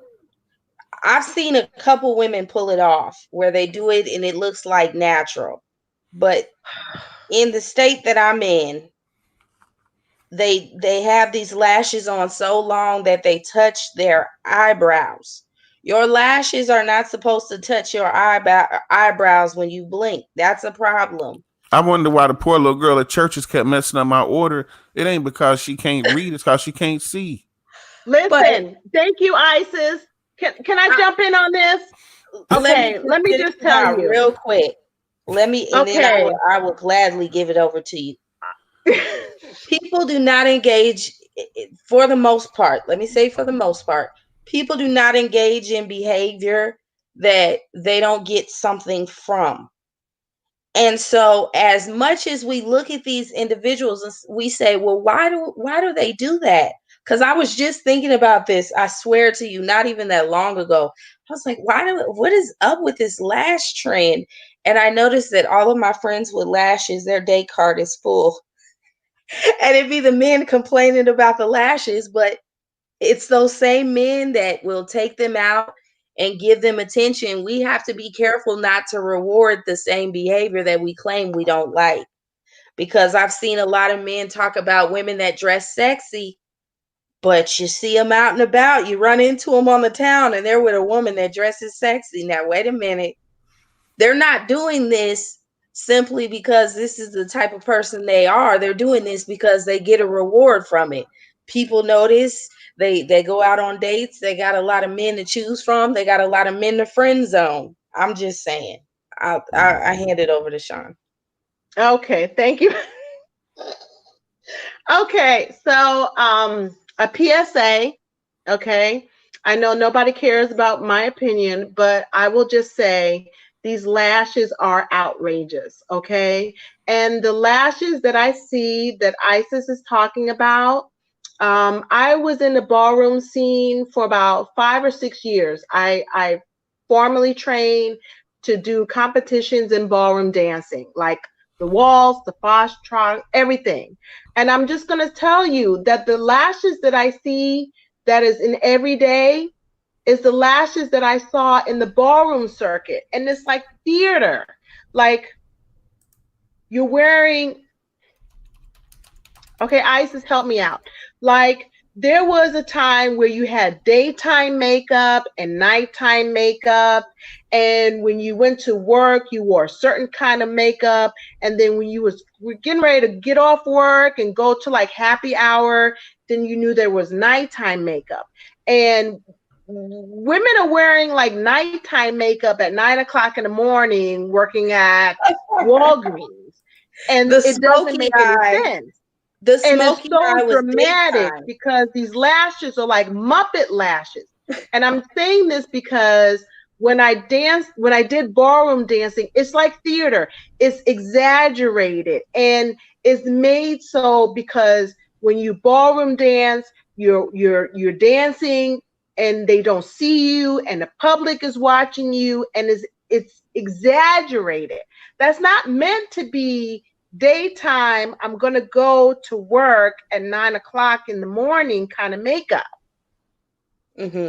Yeah, I remember being on a television show and they put so much makeup on me. I was like, I was almost in tears, but I didn't want to cry with that much makeup. You know, it was going to look a hot mess, but I felt like a clown.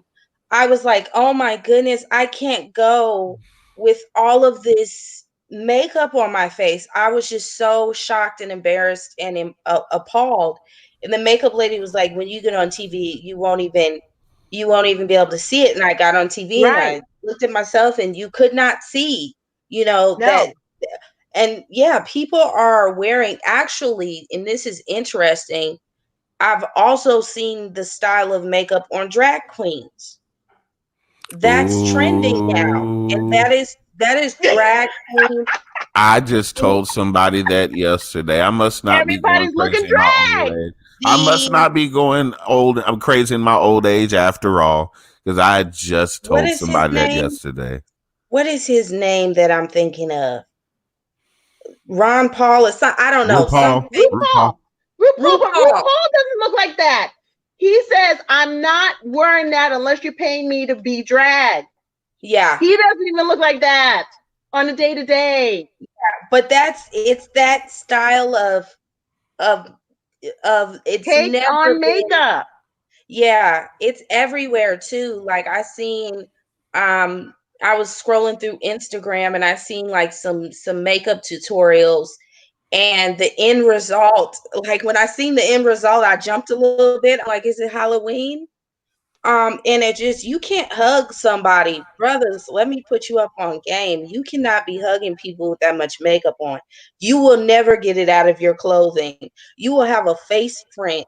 They'll be talking about who did you kill, because it'll be a ghost coming out of your shirt. It'll be a I have whole Exactly. felt face bad for my sons because I'm like, oh my God, I hope I've secretly thought like, I hope you don't date somebody with that kind of makeup. I hope, Little because that's a lipstick on your lot. collar. All That's this all right. contouring and stuff, I don't understand it. Now I know I look like I'm looking on natural, but the thing about it is that I don't want someone that met me that if they saw me in the street, they didn't recognize me because I look a completely different person, you know? Right.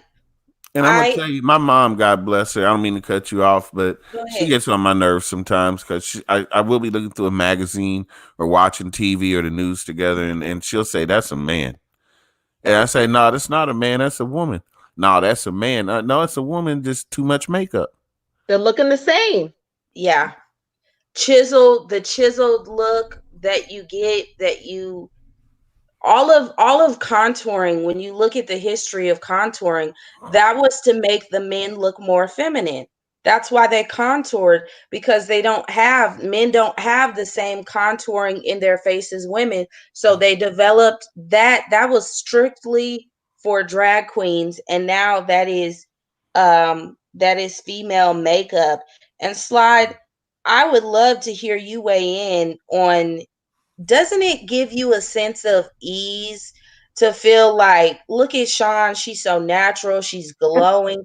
Doesn't that give you a sense of ease, and just like you're getting an authentic person when they're not layered in makeup? It's an authenticity thing for me. Who are you Well, look, underneath the makeup? Sometimes you Now, see ISIS is not somebody, fair. We don't see her face now. Sean is special well, because Sean, being the matriarch of the family, is the youngest. My dear is the youngest big mama I've ever Yeah. seen. And she's beautiful with her pretty white teeth, her clear brown skin. And that's something that I really appreciate. mm-hmm. I appreciate a woman's natural beauty.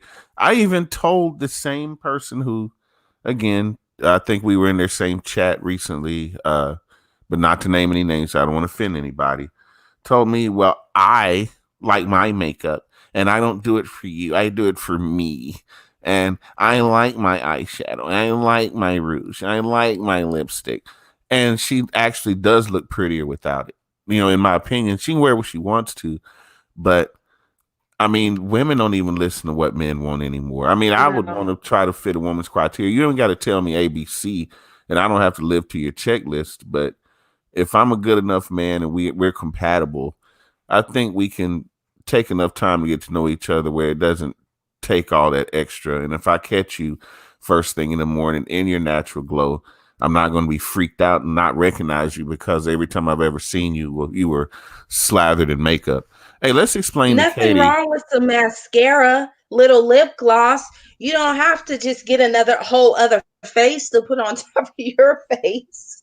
Exactly, especially when you're already pretty. You know what I'm saying? And now that most of the lives I see, women don't have perms, they don't have any special hairdo because the salons are closed. And you get to see a lot of these women for their real natural beauty, just like yourself, Isis. You are one of the most beautiful sisters on YouTube. Even my mom said you were pretty, and my mom don't comment I need to nobody. see your face, ISIS. Not today, sister. But she Hey, does listen, show her I just face in a cut lot of my videos. hair.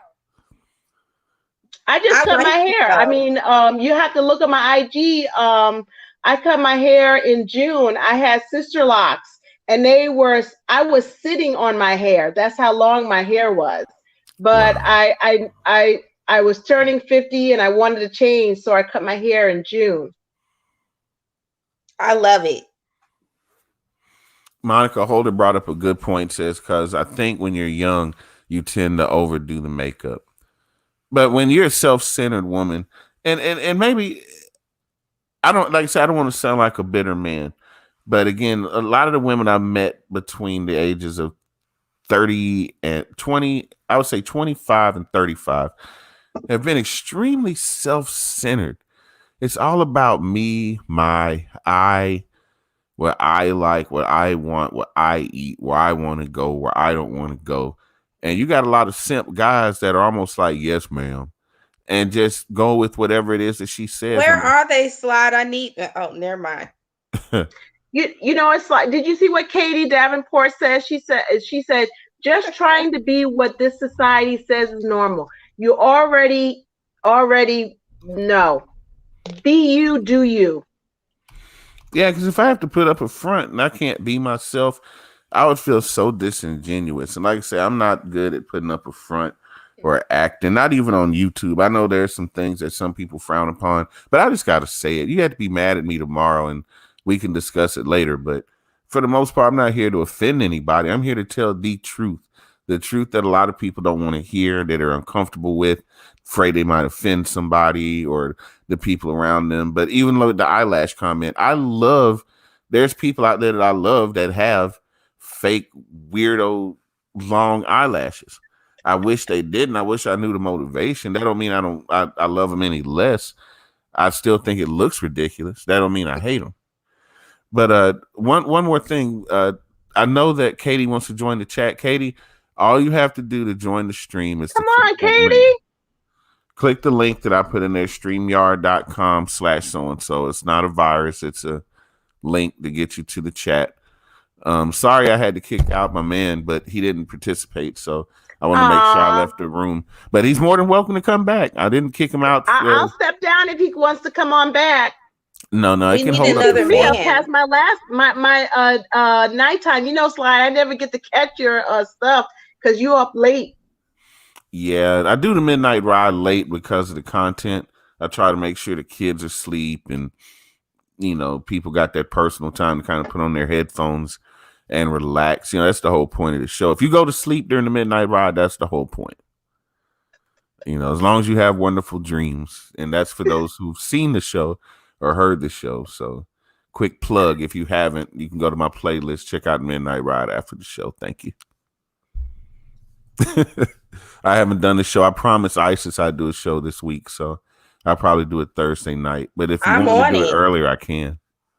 What time? No, it's good. It's just, I go to bed early because I normally get up. I normally get up early to go work out, but since this Rona has turned a lot of people into vampires, so it's a little bit different right now. But we'll be going back to our normal programming. So what's a good time for you guys? Because I've been debating and fighting over the best day, the best time for my central people, my West Coast, East Coast. There's like a 4-hour difference. And if I go on too early, I miss all the West Coast people. They're like, midnight ride. Hell, it's only 9:00 here. So they're not really feeling the vibe. And then if I go on too late, everybody sleep. So do what you gotta do, Slide. I'll catch you on the replay. It's all good. I'm central because I'm on Chicago time. But it's all good. I just go to bed really early because I have to get up early. So I don't want anybody to do anything on my behalf. No, I want to accommodate my real OGs. So I'll probably try to come on about 10:00 Thursday if that's cool. Oh, 10 Thursday, that's good. That's Eastern time though. Yeah, so it'll be 9:00 your time. That's good. Okay, I'll make it happen. But back on topic, I see Monica Mo Justice is laughing. And guys, if you haven't, please subscribe to her channel. She has some very interesting chats with some very interesting people, and it can be a number of different topics in a night. So click those 3 dots by her name, hit subscribe. You won't be disappointed. Even though me and Mo, we've bumped heads from time to time, I still love my Mo. She's still cool. She don't know I love her, but she's cool. My light-skinned sister. We cool. She knows I'm picking on her. But yeah, guys, I'm glad that you shared this topic with me tonight. I'm so glad for your participation. Isis, I wasn't able to hit you up, but you fell through, and I appreciate that. Sean Sandridge, thanks so much for participating. I think this is the first time you've seen me. It is the first time. I've seen you in chats, though. I think I've seen you in chats. Yeah, I'll make sure to let my afro flow out next time. Yeah, because were you ever in Tracy's chat or? No, I'm usually in the bushes on Tracy's chat. She's a renegade. Okay. I don't know what that means. All I know is, yeah, I was in that whole circle for. Yeah, I hang out in the bushes on her chat, but I normally don't drop down. But yeah, when I'm in yours, I feel a little bit more comfortable. So I hang out in yours, and I appreciate that. You're always kind and gracious. Yeah, and everybody's welcome with open arms. Even my occasional wannabe trolls. I don't pay what's his name any attention. My buddy, none of your business. He's actually cool. He's just being an asshole when he wants to be. But You know, good back and forth opposition is good. Is good for a debate. Challenge your opinions and keep an open eye. I'm always open to other people's ideas. except Monica Mo, she be wanting to chop my head off. Okay. SD, welcome to the chat. Says she thoroughly enjoys this type of content. I done talked her up now. I'm scared to click this. Hold on. What did I do? You shouldn't be scared. Good evening, everyone. Hey. Hello, and Hello. let me give you a formal introduction. This is YouTuber, content creator, and world record holder for the longest live stream on YouTube, Monica Mo Justice. Hey. That is Nice crazy. intro. Hey, my love. What's up? Give us your opinion on things tonight or whatever's on your mind. Tell us about your channel. It is your floor, dear. Oh, wow. I thought this was a very pleasant conversation to listen to, especially since we in Rona times. It is good to just hear Black folks speaking and just having a pleasant communication. So that was good. And I was just listening. You know, I'm coming off of being sick. So I've just been laid back, more or less. And I'm sorry to hear that, but I'm really glad you're feeling better. Your voice sounds good.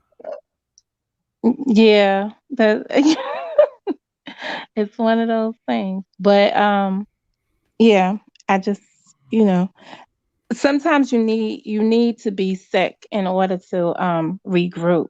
Your body just needs time to repair, restore, refresh. So that's it. But you know, I got your link through Isis X or for her page because she put it up there. So it came through the feed and I clicked on it. So um so I'm happy for that.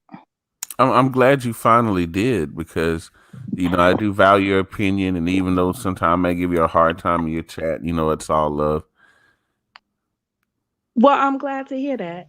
Um, you know, because sometimes you never know how to take folks on here. You never know if they really appreciate you or if they're just busting your chops to bust your chops, so to Yeah. speak. Yeah. And I'm a habitual chop buster because I know you'll get fired up.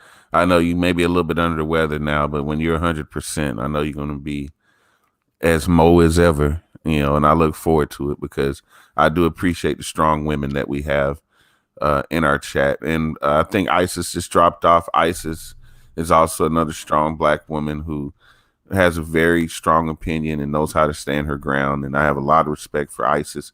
So if you haven't, please subscribe to her channel. I love having like-minded people together.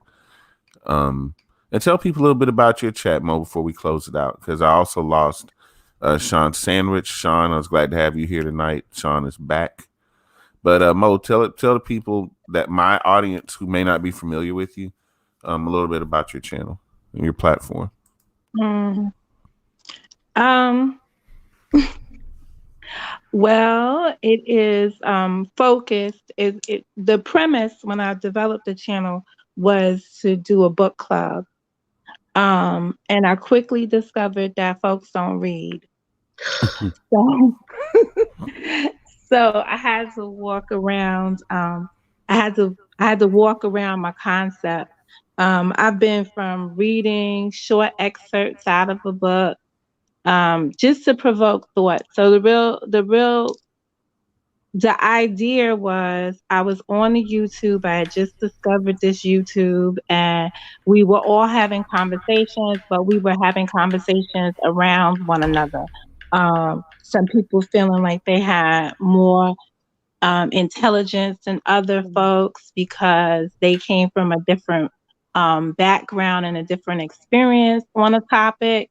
So I felt like in order to have a mutual standpoint, if we were reading a book and then we were discussing the themes that came out of the book, we will all at least have a baseline from where we started our discussions, even if they developed into different, they spiraled into different concepts or different opinions. Folks would be able to express themselves. So I still try to get folks to come along and be able to evidence what they're saying and finding ways to support their main themes, because a lot of folks have things to say, but they don't have the evidence to back it up, or they don't know what you like in an argument. They go into the personal instead of being able to just say, listen, I got this based on this information. This is what I read. This is what I formulated my opinion. And based on this other stuff, they can't break down how they came to their opinion.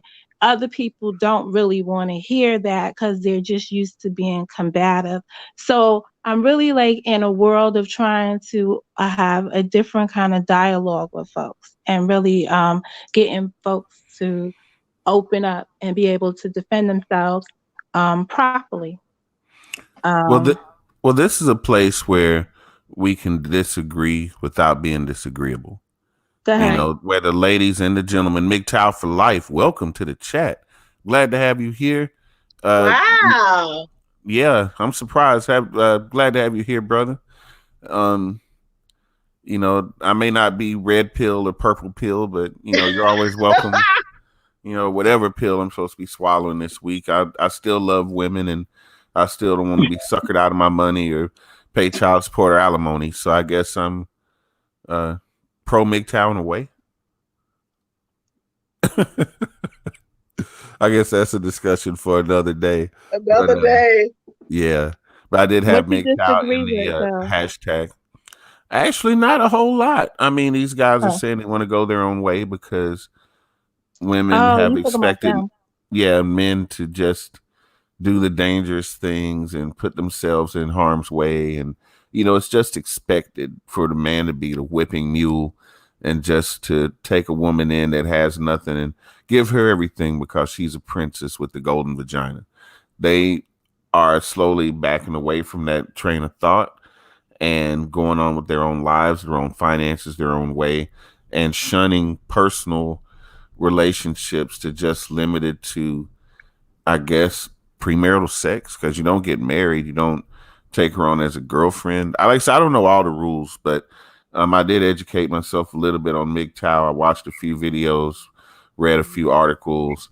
And like I say, I thought I was leaning more towards the purple pill man because I am free enough to make my own decisions. I'm not influenced so heavily that I think that I got to be head over heels for every woman and roll out a red carpet. I got to take time to get to know her to know if she's my princess or not. But I still think they exist.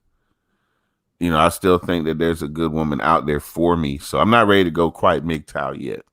I'm not a black belt. I think I'm like a white belt, maybe, if anything. Because I don't want to be without I'm a white women. belt mama.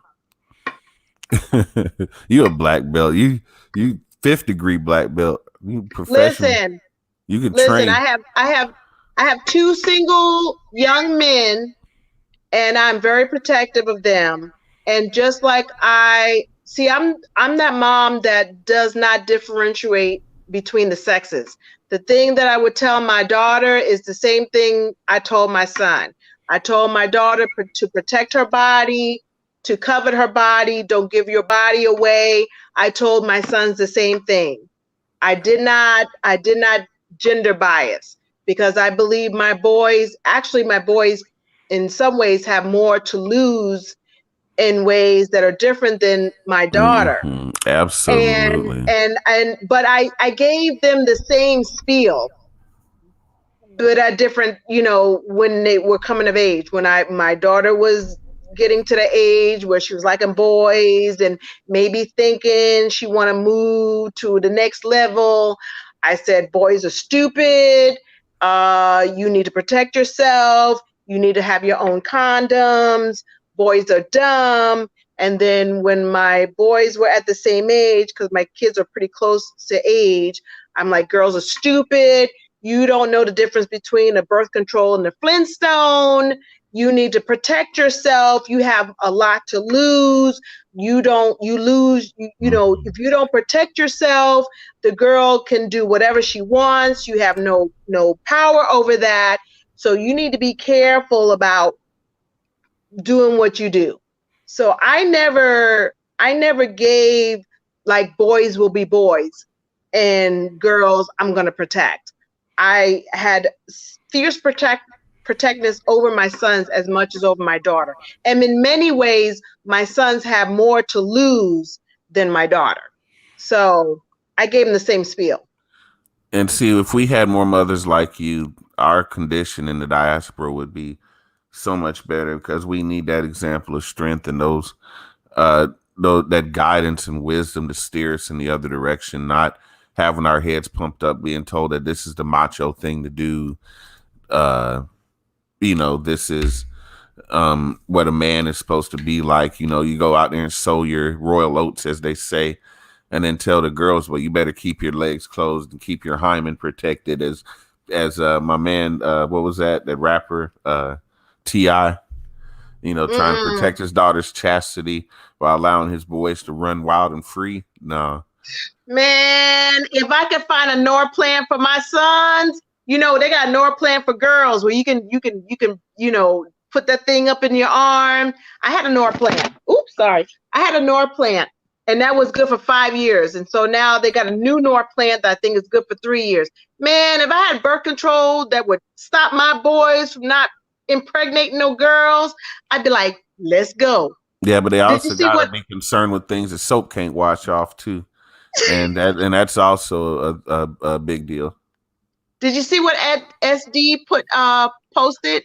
Yep, emo, cheap shots, and personal digs have more to do with one's inability to express their emotions without being defensive and deflecting, or the individual is toxic and enjoys the art of gaslighting. Yes, and just like we were saying before, for some of those that weren't ever groomed in how to love another person, all they know is conflict. And they become toxic because they make everything this contest to see if you win or not. If you win the great prize in the cereal box, instead of letting love grow organically and over time with patience and understanding, they want this ready-made instant grits, 5 minutes, microwave love, and ignore passion, ignore the little nuances and things that make you grow to love a person even more. Just, I don't know. I think that the whole answer to everything is love. I think that love can conquer COVID. I think love can conquer our past relationships that left us bitter, or the people that left us angry and untrusting. I believe if you keep your eyes on the prize, love finds a way to creep in there and make things better so that you can have a positive outlook. But I'm not here to blow smoke up your ass either. I'm not here to tell you that there won't be hard days, hard nights, loneliness, depression, things that we fight through that, make us wonder, is life worth living? Should I fight? Should I carry on? Should I even try anymore? And to people that feel that way, I say this is a new beginning. Just like I believe Mo mentioned a new beginning. I feel like what we're going through right now is a new beginning. It's going to be a new world order, a new way. But look at how nature is rejoicing. And I said this on my last show. Look at the birds that are coming back to the oceans, and turtles and fish, and the sky is clearing up and there's less pollution. The air smells cleaner and nicer. Wild animals are flourishing where they haven't in generations. So what we're going through right now is a cleansing. It's a time to heal, just like Mo needed her time to sit back and heal in silence and quiet, meditation and reflection. It's our time to do that now while we're either quarantined, locked down, or whatever you want to call it. But the world we walk out into, we still have to shape it and mold it in the world we want to be. And we do that through the youth. We do that through teaching. We do that through mind melding. We do that through having discussions like this with, don't always have to be like-minded people. We need people to challenge us. We need people to take us off our square, make us see things and think from a different point of view. So I never want anybody to just feel like they have to ever be in my amen corner. If you want to come in this chat and you have a different opinion or something to say, I want you to feel welcome here. You're still welcome with open arms, even if you disagree. And this is a place of peace. It doesn't have to be hunky dory and kumbaya all the time, but that doesn't mean we have to be hateful towards one another either if we disagree. The good question is, when all of this is over, are we going to see things differently, or are we going to do things status quo? Because I went through the recession in 2008, financially, emotionally, and I have not been the same. So coming into this moment, it's like par for the course. It's like, okay, here we go. I know what this looks like. I know how to handle it. I think for a lot of people, it's either going to change you, reflect you, or you just going to do the status quo. Yeah, and these times will also bring out the best and worst in the people around us and the people we love and trust. And for those that that pretend like they're holding it together, but maybe cracking at the seams, we still need to reach out to those people. Mental health is important. Seek it if you need it. Don't ever deny yourself if you know that you're not in the right mental capacity to deal. Find somebody to talk to, family, friend, or a professional. I do want to leave you ladies Can I say with the one last thing? word. Oh, sure. I'm going to give you guys the last word. So you go ahead, Monica, and then Sean will Yeah. close it out. I don't think the worst has happened yet. So I'm gonna reserve my opinion till when we find out what the consequences are to return to our life. So being put, on in the lockdown phase of whatever restrictive movement we were in, or we still are in at this moment, it it's not the I don't believe that that's the problem. I believe it's what we're going to have to commit to return to where we were once at. Those are the things that I'm more concerned about. Maybe it's because I do live in New York and I'm hearing rustling about uh, some changes they're going to make in terms of trying to figure out who's got the antibodies and how they're going to reopen the how they say reopen the state.